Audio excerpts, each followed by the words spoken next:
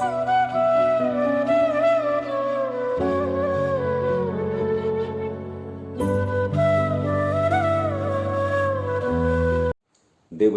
పరిశుద్ధ నామానికి మహిమ కలుగును గాక. 7వ మాసంలో మరి నూతనమైనటువంటి పరిశుద్ధ దినమందు మీతో కలిసి దేవుని యొక్క వాక్యమును పంచుకోవడానికి దేవుడిచ్చినటువంటి కృపను బట్టి ప్రభువైనటువంటి యేసుక్రీస్తు నామం పేట మీకు అందరికీ నా హృదయపూర్వకమైనటువంటి వందనాలు చెల్లిస్తున్నాను. నేటి పరిశుద్ధ దినం మన కొరకై సిద్ధపరిచినటువంటి దైవ సందేశం ఆదికాండం 26వ అధ్యాయం 1 నుంచి 15 వరకు మన వాక్య భాగం. కొన్ని వచనాలు మాత్రం మనం ధ్యానం చేసుకోబోతున్నాం. ప్రేమైనటువంటి దేవుని బిడ్డలారా, ఈ నూతనమైనటువంటి పరిశుద్ధ దినం ఈ వాక్య భాగంలో మనం చూసుకున్నప్పుడు అనేక సార్లు దైవజనులు మరి చెప్పినటువంటి ప్రసంగాలు విధాలుగా మనం విని ఉంటున్నాం. ఈ దినము కూడా దేవుని యొక్క కృపను బట్టి, దేవుని యొక్క చిత్తాన్ని బట్టి ఈ వాక్యం మరలా మనం వినడానికి దేవుడు అవకాశం ఇస్తున్నాడు. కాబట్టి ఈ మొదటి భాగంలో ఉన్నటువంటి ఒక ఘోరమైనటువంటి భయంకరమైనటువంటి దృశ్యం ఏమిటంటే, ఇది రెండో కరువుగా ఉంటున్నది. అంటే అబ్రహాము దినములలో వచ్చినటువంటి కరువు కన్నా ఇది రెండో కరువుగా ఉంటున్నది. కాబట్టి ఈ కరువుకు అబ్రహాము కుమారుడైనటువంటి ఇస్సాకు భయపడి ఆయన మరి నూతనమైనటువంటి ఒక తీర్మానం చేసుకుంటున్నాడు. మొదటి భాగంలో చూసుకున్నప్పుడు 26వ అధ్యాయం మొదటి వచనాన్ని చూసుకున్నప్పుడు, అబ్రహాము దినములలో వచ్చిన మొదటి కరువు గాక మరి ఒక కరువు ఆ దేశంలో వచ్చెను. అప్పుడు ఇస్సాకు గెరారులో ఉన్న ఫిలిష్తీయుల రాజు అయినటువంటి అబీమెలెకు నొద్దకు వెళ్ళెను.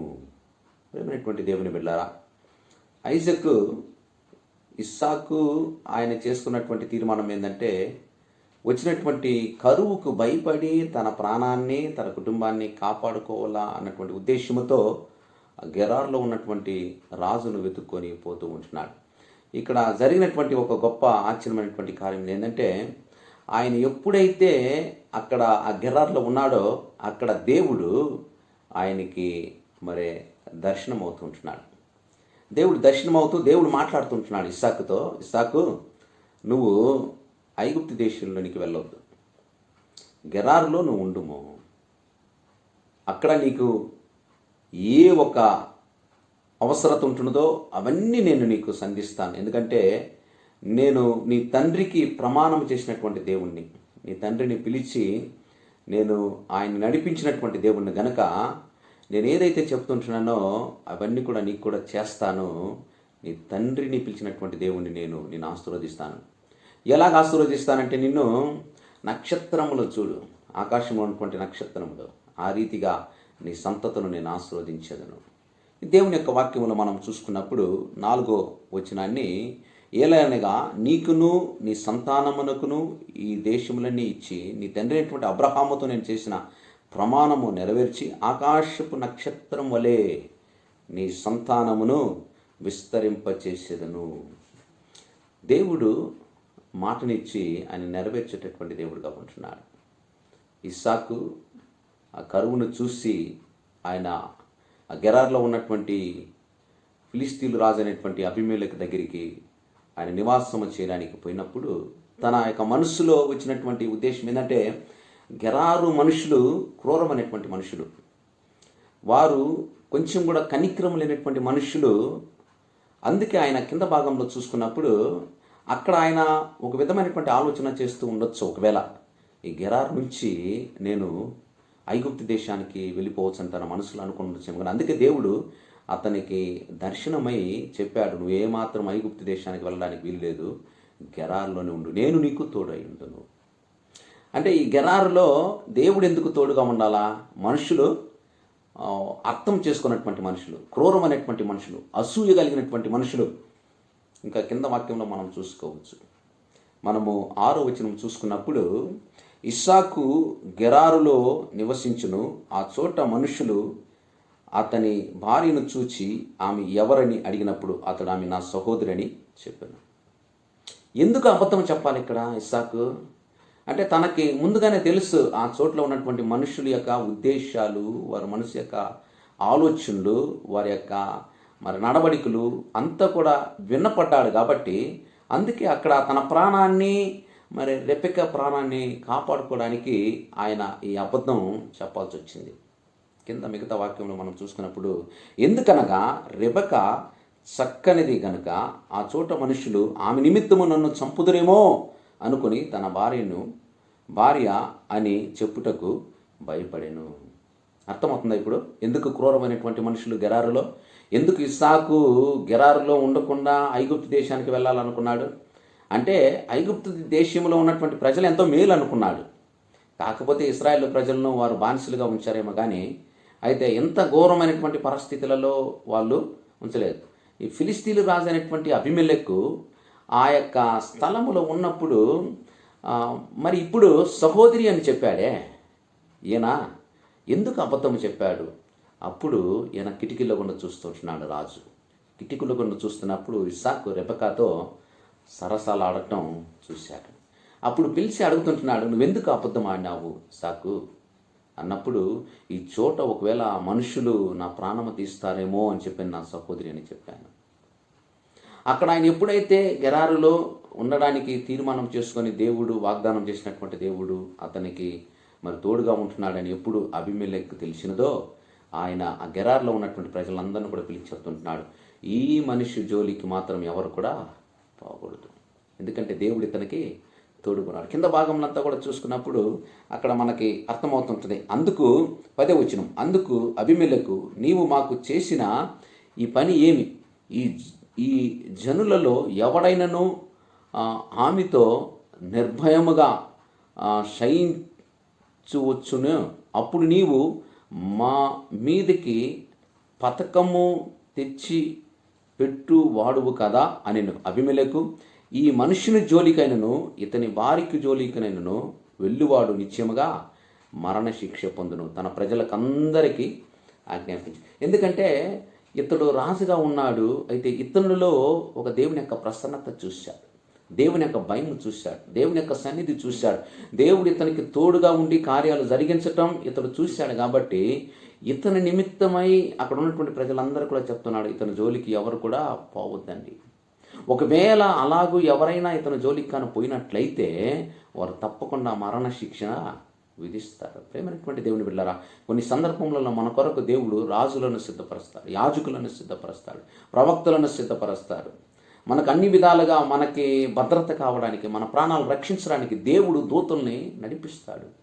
అదేవిధంగా ప్రమాణం చేసి అబ్రహామును పిలిచినటువంటి దేవుడు ఇస్సాకుతో కూడా మాట్లాడుతుంటున్నాడు, నీ తండ్రికి చేసినటువంటి ప్రమాణం నీతో కూడా నేను జ్ఞాపకం చేసుకుంటున్నాను, ఎందుకంటే నేను పిలిచినటువంటి దేవుణ్ణి నిత్యముగా నిన్ను నడిపించి నిన్ను ఉన్నతమైనటువంటి స్థితిలోనికి నేను ఎక్కించబోతుంటున్నాను.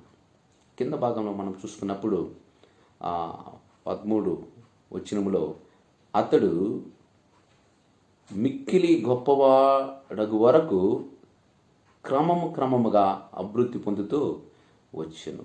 అంటే ఈ యొక్క దేశములో ఉన్నటువంటి కరువును చూసి ప్రజలందరూ కూడా భయపడుతుంటున్నారు. అయితే ఆ కరువుగా ఉన్నటువంటి ఆ యొక్క భూమిలలో ఇతడు ఎప్పుడైతే విత్తనాలు వేస్తూ ఉంటున్నాడో, అంతకుముందు పంట రానటువంటి స్థలములో కూడా దేవుని బిడ్డలు ఎక్కడైతే ఉంటున్నారో, దేవుని బిడ్డలు ఎక్కడైతే అడుగు పెడుతుంటున్నారో ఆ స్థలమంతా కూడా ఆశీర్వాదకరంగా మారిపోతుంటున్నది. ఇస్సాకు రెబెక్కతో ఈ గెరారులోనికి ప్రవేశించాడు, ఆ స్థలమంతా కూడా ఆశీర్వదింపబడింది, భూమి అంతా కూడా ఆశీర్వదింపబడింది. విత్తనాలు చల్లాడు, ఆ విత్తనాలు పంట 100 అంతలుగాను 60 అంతలుగాను ఆయన పంట కోసాడు. అయితే ఈ పంట ఇంతవరకు మేము వేసామే విత్తనాలు రాలేదే అని అక్కడ కొంతమంది ఒక గుంపు ఉంటున్నారు, కొన్ని బ్యాచ్లు ఉంటారు కొంతమంది. మనము క్రమంగా అభివృద్ధి అవుతుంటే కదా, మనం కొన్ని సందర్భంలో అంటాం కదా, ఎవరైనా మనల్ని కానీ ఆంధ్ర నుంచి కానీ పిలుచుకొచ్చి ఇక్కడ కానీ ఎక్కడైనా ఉద్యోగం కానీ ఇప్పిస్తే, గవర్నమెంట్ ఉద్యోగము, మనం కష్టపడి ఏ అలవాటు లేకుండా కొంచెం డబ్బులు చేర్చి పెట్టుకొని ఒక స్థలం తీసుకొని ఇల్లు కట్టుకొని పిల్లలకి పెళ్ళిళ్ళు చేసుకొని ఒక స్థితిలో స్థిరమైతే ఏమంటారు చెప్పవాళ్ళు? వాడిని నేను తీసుకొచ్చినాను ఆంధ్ర నుంచి అంట. ఏమంటా? నేను పిలుచుకొచ్చినాను. లేదంటే మనం పిలుచుకొని రాకుండా కానీ ఒకవేళ ఎవరైనా ఊరు నుంచి వచ్చి ఇక్కడ సెటిల్ అయిపోయి వాళ్ళ పని కుదిరి వాళ్ళ స్థలం తీసుకొని వాళ్ళ ఇల్లు కట్టుకొని వారు ఒక మంచి కారు తీసుకొని మంచి బట్టలు వేసుకొని బాగా ఉంటే వాళ్ళు అభివృద్ధి అవుతుంటే చూసినా నిన్న కాక మొన్న వచ్చిండోడు ఇల్లు కట్టిండు, కారు తీసిండు, సొమ్ములు తీసుకునిండు, బిడ్డలకు పెళ్ళిళ్ళు చేసుకునిండు, బిడ్డలకు ఉద్యోగాలు పెట్టించుకునిండు.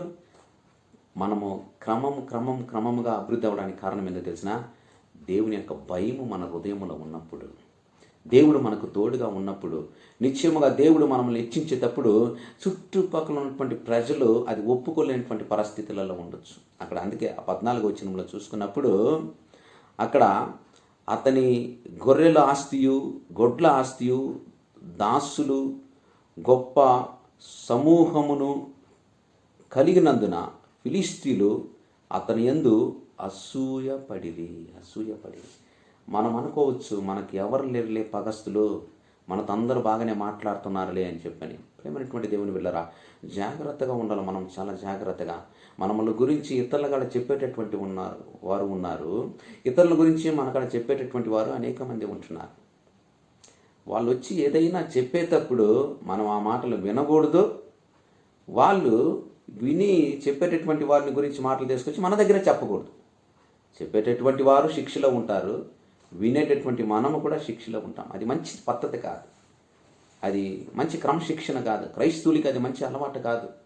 ఎవరైనా ఏదైనా మనముల గురించి చెప్పినప్పుడు ఆ మాటలు తీసుకుపోయి అలాగనే చెప్పేది, ఆ కుటుంబాలలో కలతాలు పెట్టించడం, ఆ కుటుంబాల మనస్తాపాలు కట్టించడం, భార్యాభర్తల మధ్యలో, తల్లిదండ్రుల మధ్యలో ఘోరమైనటువంటి పరిస్థితులు ఏర్పడటం. నువ్వు చేసేటటువంటి ఒక చిన్న ఆ యొక్క మాటను బట్టి పోయి చెప్తున్నావు కదా, వింటున్నావు ఒకసారి మాట, అది వేరే విధంగా మార్చి దాన్ని పోయి చెప్తున్నావు కాబట్టి కుటుంబంలో మనస్తాపాలు కలిగిస్తున్నావు. నువ్వు ఎవరైనా ఏదైనా నీ దగ్గర చెబుతుంటున్నారా, చెప్పి దాన్ని అక్కడనే మర్చిపోయేదానికి ప్రయత్నం చేయి. ఒకవేళ ఆ మాట తీసుకొచ్చి నీ దగ్గర చెప్తుంటున్నారా, నువ్వు చెవు పెట్టి వినొద్దు, అది ఘోరమైనటువంటి పాపము. అప్పుడు చెప్పేటటువంటి వారు ఏమనుకుంటున్నారంటే, ఒకవేళ ఆమె ఆ మాటను తీసుకొచ్చి నీ దగ్గర చెప్తుంటున్నదేమో ఇది మంచి అలవాటేమో ఆమె అనుకుంటుంది, ఆయన అనుకుంటాడు. ఆయన ఏం చేస్తారంటే ఇది బాగుంది పద్ధతి అని కొనసాగిస్తాడు. ఒకసారి కానీ నువ్వు ముఖం ఇవ్వకుండా వినకుండా ఇది మంచి పద్ధతి కాదని కానీ నువ్వు ముఖాన్ని ఎప్పుడు అడుగుతావో అది అప్పుడు పద్ధతులు మార్చుకోవడానికి వీలుగా ఉంటుంది.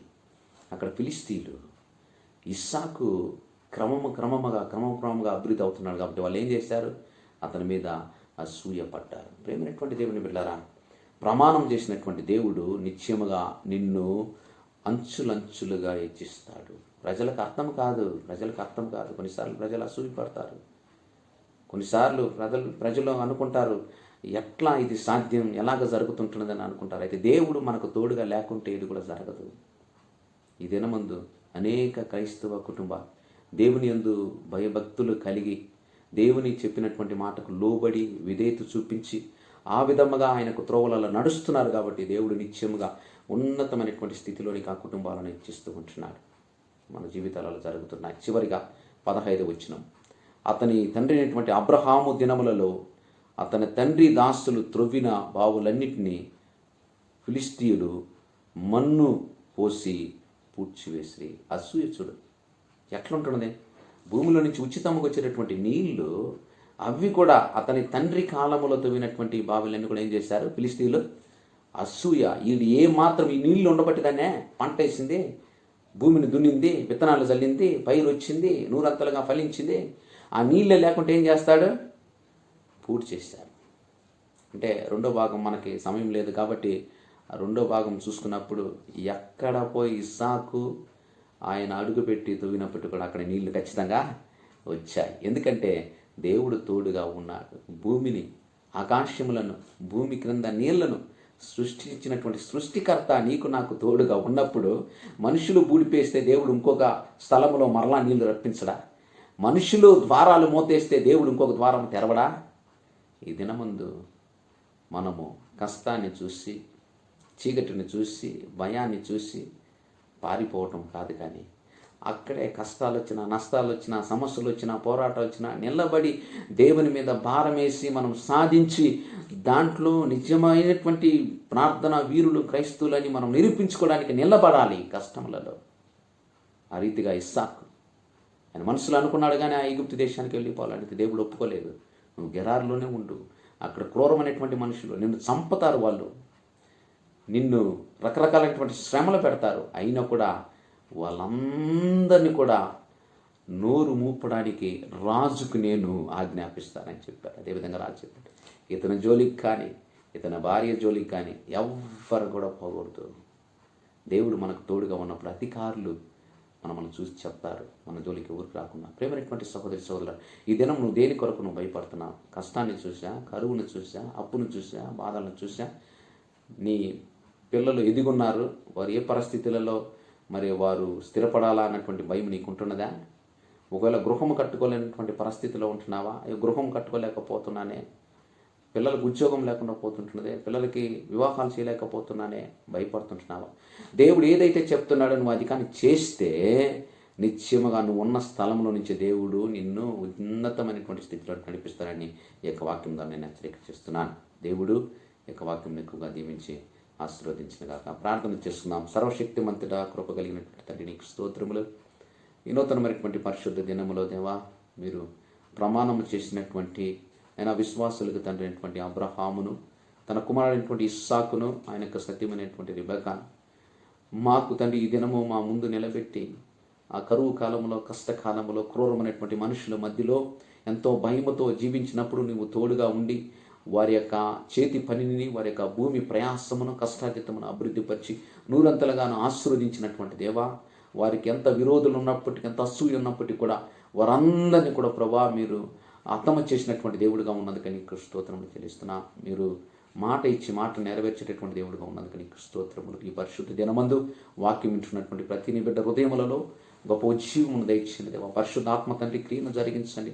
ఇది జీవము కలిగినటువంటి వాక్యముగా వారి హృదయంలో స్థిరపడి తండ్రి నైనా ఆ వాక్యాన్ని ఇంకా ధ్యానం చేసుకుని ఇతరులకి వారు చెప్పడానికి నీ కృపను దయచేయమని ప్రార్థన చేస్తున్నా.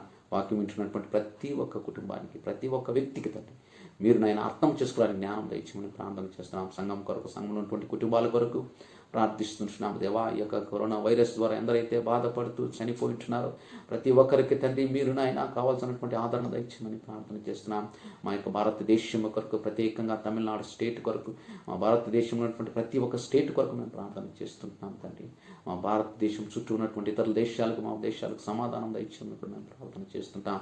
ఈ ఉదయకాల సమయంలో దేవా ఈ వాక్యమును నైనా వివరించడానికి మీరు కృపను చూపించినందుకు నీకు స్తోత్రములు చెల్లిస్తూ వింటున్నా. ప్రతి ఒక్క బిడ్డకు తండ్రి ఒక నూతనమైనటువంటి ఉద్యమం బలమున్నది మీరు దయచేయమని కూడా మేము ప్రార్థన చేస్తూ ఉదయకాలపు దీవెనలతో దీవించమని, అనారోగ్యముగా ఉన్నటువంటి బిడ్డలందరికీ కూడా ఆరోగ్యమును దయచేయమని ప్రార్థన చేస్తూ కుటుంబాలకు సమాధానము, స్వస్థత దయచేయమని యేసు నామమున ప్రార్థించి పెట్టుకుంటున్నాము తండ్రి. ఆమేన్. ప్రభునందు మీకు అందరికి వందనములు. షాలోమ్. God bless you.